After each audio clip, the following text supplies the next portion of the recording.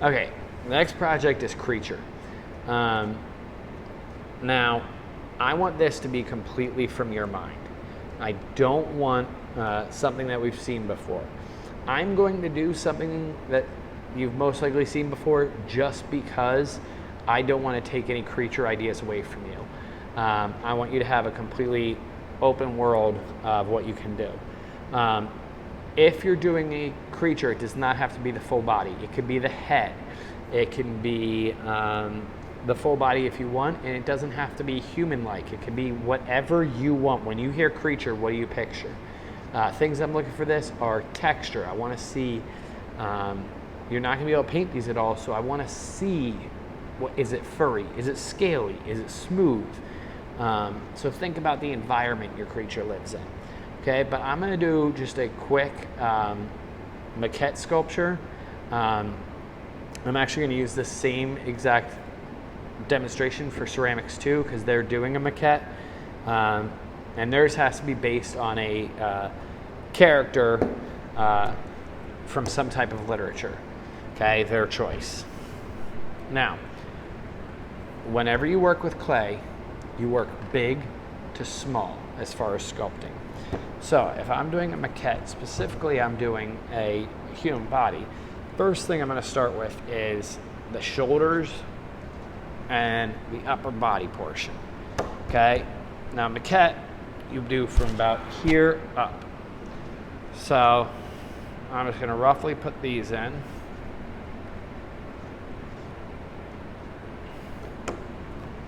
Okay.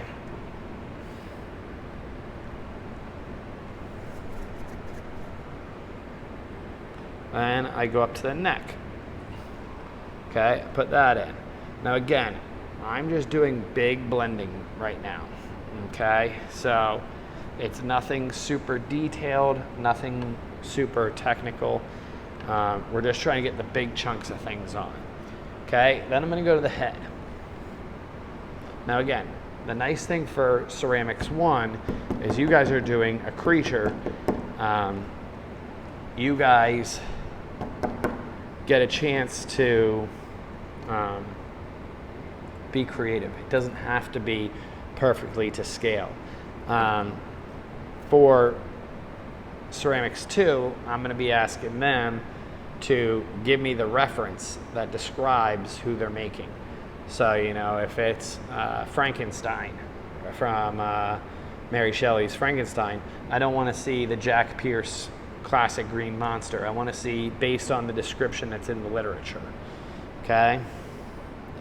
So, we then go to the next big thing, which for me would be the head.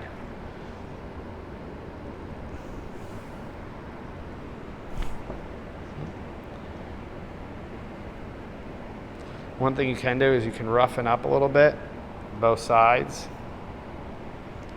and put together and twist. Okay, if you need a long, narrow area, grab some paper clips.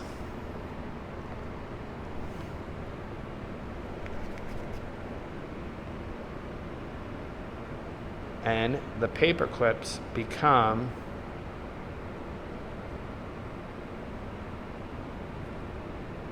your bones that you can, even if you hold it carefully, move it to a new position to support whatever you want that thing to be doing. Okay, and again, you don't have to use paper clips. You can use sticks. You can use whatever you need to make this work. Now, the reason I like paper clips over other things is this isn't going to leave any debris behind. I pull this right out, clean off the clay, it's good to go. If you use a stick, something like that, it could leave chunks in the clay and kind of ruin your clay, because this is yours now to keep once you're done. Okay? So, I now have my rough start to my maquette. Okay? Just like so. Okay? Now, what I'm going to do next is start to base in shapes. So we'll see how long it takes to figure out what I'm doing.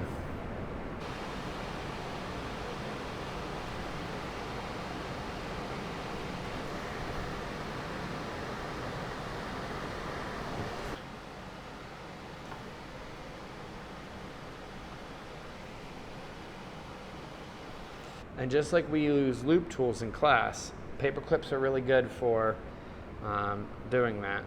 And there's something that most of us have lying around our house.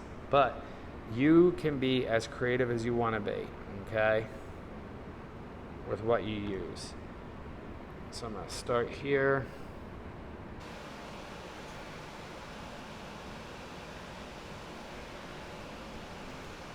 And I can layer pieces, okay? You don't just have to do subtractive, you can do additive sculpture.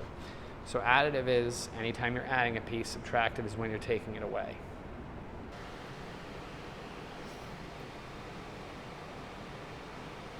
I'm just looking to see if that looks right, okay? And it does. So now, I'm going to start with the face. I'm going to start adding some details.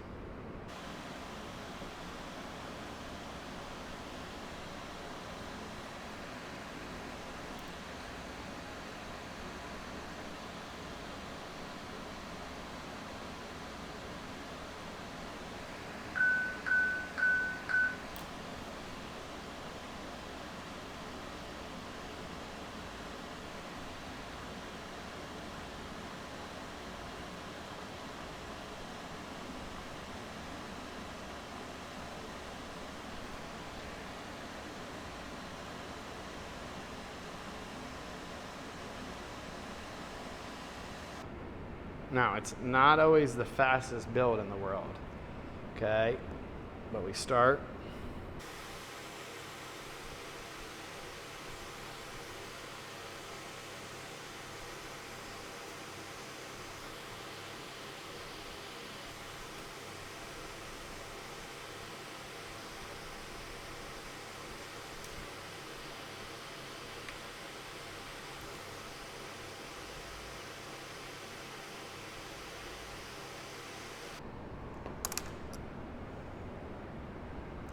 Okay, now I start going in and I start adding some of the more tiny details to like his skin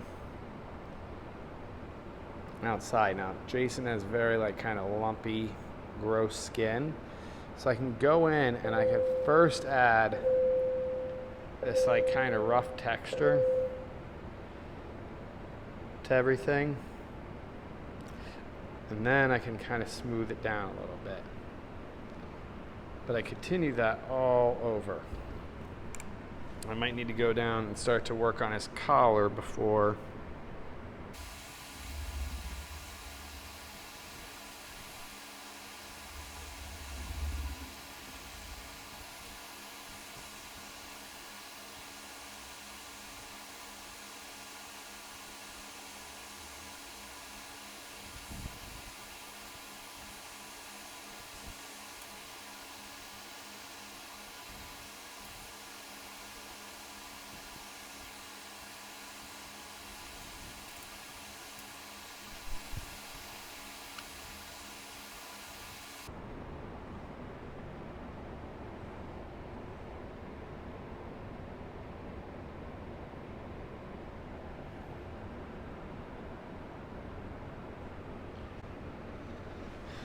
Now, I'm not gonna finish the entire thing.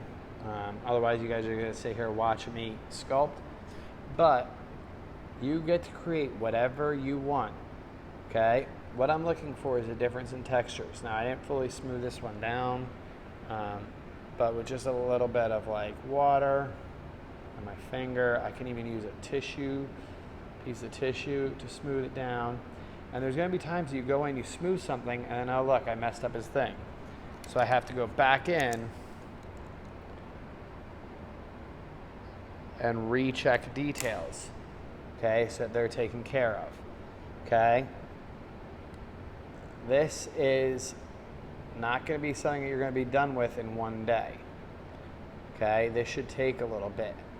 But what I'm looking for is the texture differences, okay? From the side of his face and his head where it looks like kind of really rough. And I kind of rushed through it. I would take more time. I would detail out his mouth a little bit better. But from that to the smoothness of the mask, to the difference between the straps of leather and the buttons holding it on, all those little details you get to work with and add in. And then when you're done, you'll take pictures.